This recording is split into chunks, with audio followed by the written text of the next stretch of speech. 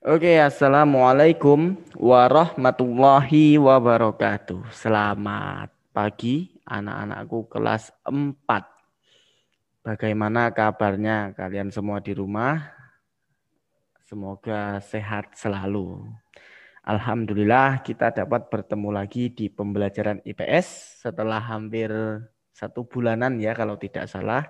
Terakhir itu November kalau kita ada pembelajaran IPS sampai setelah bagi rapot dan kalian libur. Oke, Bapak tidak akan panjang lebar. IPS dalam video pembelajaran di tema 6 cita-citaku akan membahas tentang KD 3.1 mengidentifikasi karakteristik ruang dan pemanfaatan sumber daya alam untuk kesejahteraan masyarakat dari tingkat kota atau kabupaten sampai tingkat provinsi. Nah, perlu diingat tema 6 IPS-nya mempelajari KD 3.1. Nah, KD 3.1 ini sudah pernah kita pelajari di semester 1. Berarti untuk tema 6 IPS-nya cuma pengulangan kembali dari semester 1 dan penambahan informasi apabila ada informasi baru. Oke, kita langsung saja masuk ke slide berikutnya. Nah, di slide ini kita akan mempelajari tentang sumber daya alam, yaitu SDA, yang dapat diperbaharui. Ayo, ada yang masih ingat dengan apa itu sumber daya alam yang dapat diperbaharui? Nah, ya,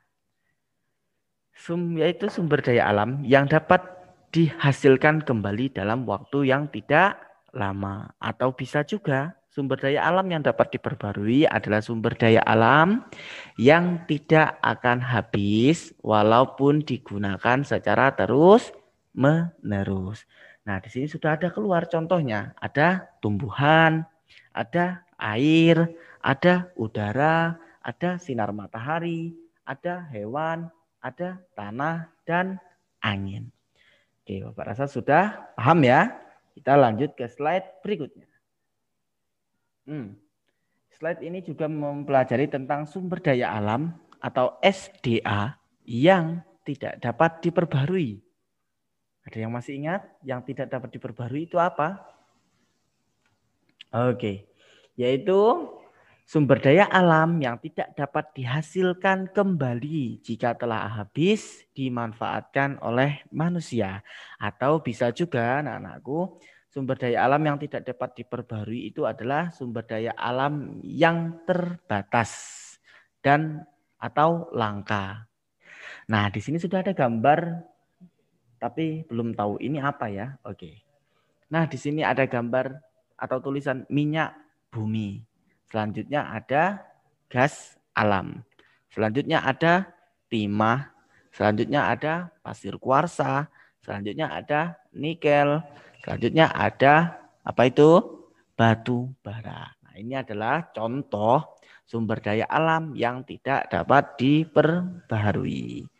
Oke, kita lanjut ke slide berikutnya. Nah, kondisi geografis alam mempengaruhi keragaman aktivitas penduduk. Nah, kondisi geografis alam itu adalah posisi atau letak seseorang itu mempengaruhi aktivitas atau pekerjaan penduduk tersebut. Kita sudah pernah mempelajari ini.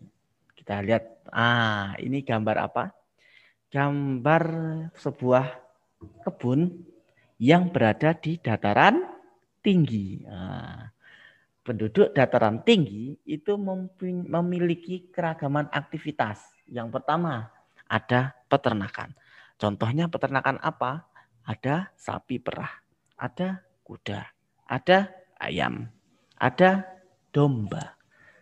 Nah, kedua yaitu petani perkebunan. Sesuai seperti gambar ini. Kebun apa? Ada kebun teh, kebun kopi, cengkeh, dan pala.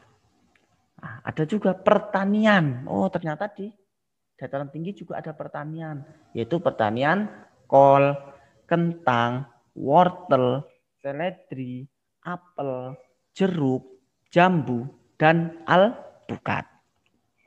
Oke, sekarang kita ke slide berikutnya. Ada gambar apa ini anak-anakku? Ini adalah gambar orang yang sedang menanam padi. Berarti kalau padi biasanya berada di dataran rendah. Nah, berikut kita pelajari aktivitas atau kegiatan penduduk dataran rendah, yaitu dalam pertanian. Contohnya ada pertanian padi, jagung, cabai, tomat. Nah, rupanya di dataran rendah juga ada perdagangan. Perdagangan pakaian, makanan, minuman, bahan bangunan, dan hasil pertanian. Nah, ada kerajinan.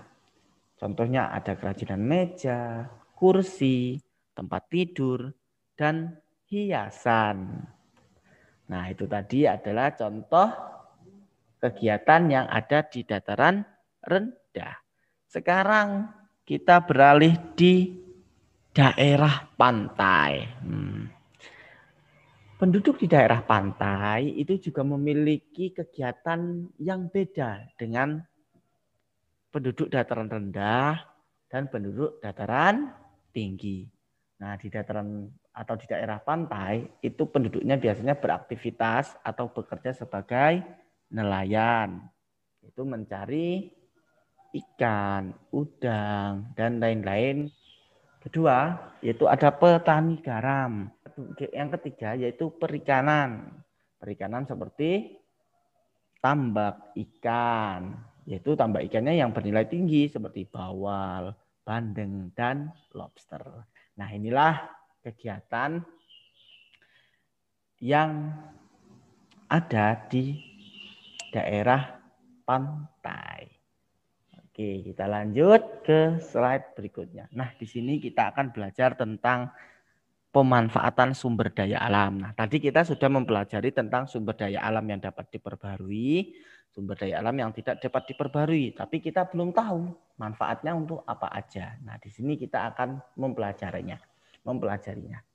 Nah, sumber daya alam SDA yang tidak dapat diperbarui. Apa tadi yang tidak dapat diperbarui? Yaitu sumber daya alam yang terbatas dan langka. Dan sumber daya alam tersebut akan habis pada waktunya atau akan habis apabila digunakan secara terus-menerus. Nah, di sini contohnya ada minyak bumi. Minyak bumi itu dimanfaatkan sebagai bahan bakar kendaraan, mesin diesel, LPG, minyak tanah, serta dimanfaatkan juga untuk membuat aspal, plastik, dan lilin. Yang kedua ada batu bara. Batu bara itu dimanfaatkan sebagai bahan bakar, pembangkit listrik, industri, baja, semen, dan bahan bakar untuk beberapa jenis kendaraan alat transportasi. Contohnya biasanya digunakan untuk kereta api. Yang ketiga itu adalah emas. Emas itu dimanfaatkan sebagai pembuatan perhiasan. Biasanya hiasan gelang tangan, cincin, kalung atau anting-anting dan lain-lainnya. Oke, kita lanjut ke slide berikutnya. Nah, di sini kita akan belajar tentang pemanfaatan sumber daya alam atau SDA yang dapat diperbarui. Sumber daya alam yang dapat diperbarui itu apa? Sumber daya alam yang tidak akan habis apabila digunakan secara terus-menerus. Nah, ternyata di sumber daya alam yang diperbarui itu terbagi menjadi dua, yaitu sumber daya alam hayati dan non-hayati. Nah, apa sih bedanya? Oke, sumber daya alam atau SDA hayati merupakan sumber daya alam yang berasal dari makhluk hidup. Misalnya hewan dan tumbuhan. Nah, berikut contohnya. Pertanian. Pertanian berarti dari tumbuhan. Ada padi, jagung, dan ketela. Dimanfaatkan untuk makanan. Kedelai dimanfaatkan untuk membuat tahu dan tempe. Sayur-sayuran dan buah-buahan dimanfaatkan untuk bahan makanan dan minuman. Selanjutnya, perkebunan. Biji kopi dimanfaatkan sebagai bahan minuman.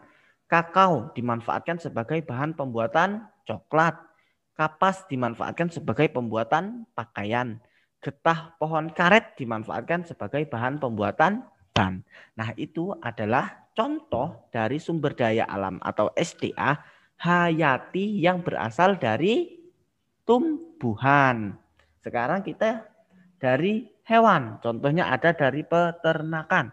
Ada sapi, yaitu diambil susu dan dagingnya untuk bahan makanan. Adapun kulit sapi dimanfaatkan untuk membuat gendang dan pakaian. Nah, itu adalah sumber daya alam hayati yang berasal dari hewan. Oke, kita lanjut untuk yang non hayati. Sumber daya alam non hayati merupakan sumber daya alam yang berasal dari benda tidak hidup. Berarti kebalikannya dari hayati. Kalau hayati itu adalah makhluk hidup. Kalau non hayati yaitu benda tidak hidup. Contohnya apa? Ada tanah. Tanah yaitu sebagai lahan pemukiman dan pertanian. Selain itu ada jenis tanah yang sering dimanfaatkan untuk membuat gerabah yaitu tanah liat. Ada sinar matahari untuk mengeringkan pakaian, energi untuk PLTS. PLTS itu apa? Pembangkit listrik tenaga surya. Ada air. Air digunakan untuk minum, mandi, mencuci, menyiram tanaman, serta untuk pembangkit listrik tenaga air atau PLTA. Nah, ini adalah sumber daya alam non hayati, yaitu sumber daya alam yang berasal dari benda tidak hidup. Alhamdulillah sudah sampai di slide terakhir, yaitu dengan ucapan terima kasih. Berarti kita sudah selesai dalam melaksanakan atau pembelajaran IPS untuk hari ini atau video ini. Bapak ucapkan terima kasih banyak untuk anak-anakku yang sudah memperhatikan dan mungkin ada juga yang sudah mencatat. Semoga menjadi ilmu yang baik buat kalian dan kita akan bertemu lagi di video selanjutnya masih di tema 6 nantinya ya, akan di sesi 2. Cukup ya, Bapak akhiri. Wassalamualaikum warahmatullahi wabarakatuh.